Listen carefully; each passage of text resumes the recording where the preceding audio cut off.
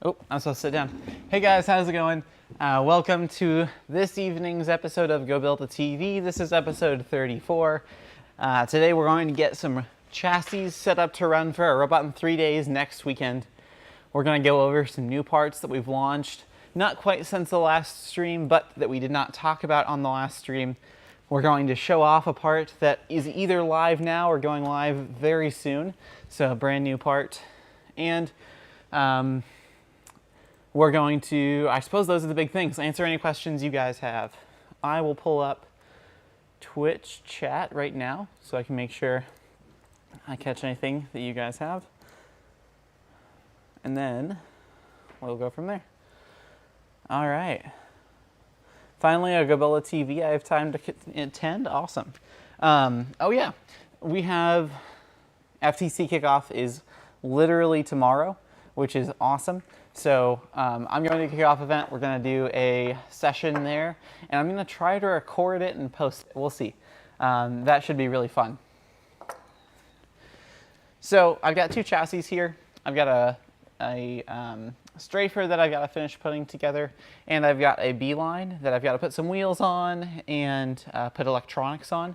We're going to have these two chassis ready to go to where we can start driving them around and kind of just showing how chassis run on the field next week when we get one and have it ready to roll. Sorry about the lag there, guys. So we'll have those two chassis ready to go as kind of as a first thing we can do before we start building robots and try to prototype mechanisms on top of them. And that's one of my favorite things to have teams do, is have some kind of chassis that they're happy with ready to go before the season starts.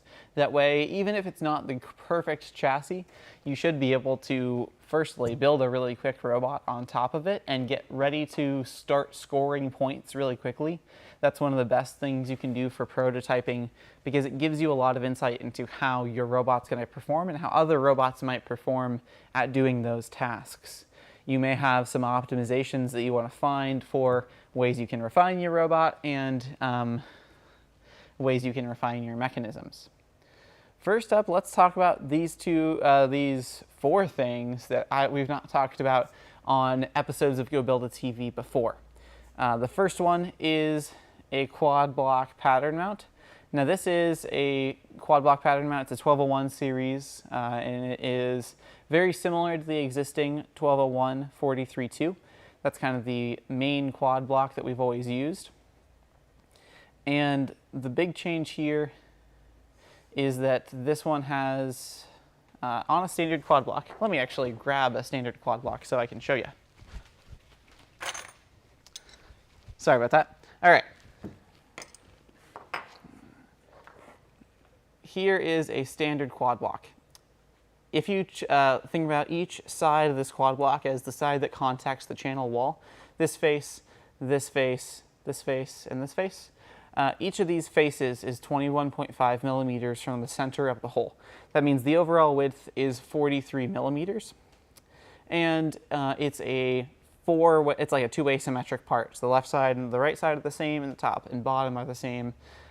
Besides the threads, you could create this component by basically a circular pattern.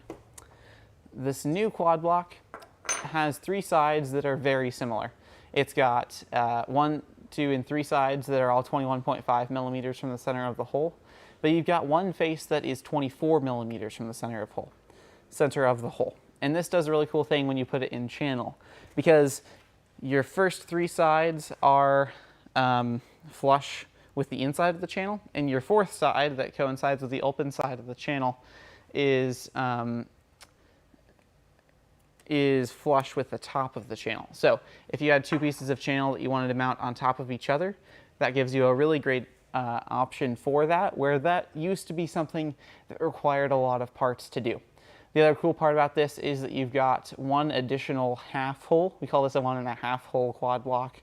And if you use 2 of these back to back, you can box channel and have a center hole to run a bearing in or do other things like that. This really isn't designed to replace the 43.2. The 43.2 is probably still going to go in all of our kits, and it's going to be the primary quad block still. It's kind of our favorite.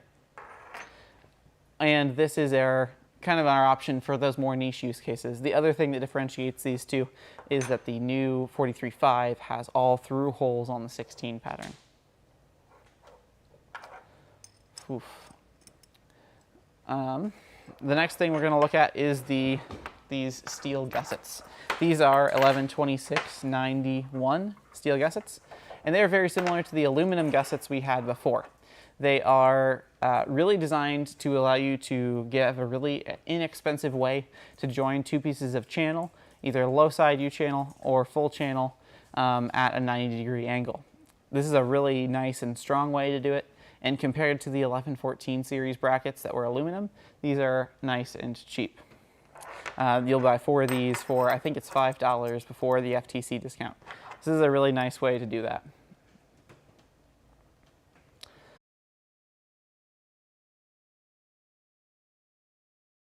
And you're just turning them on or off.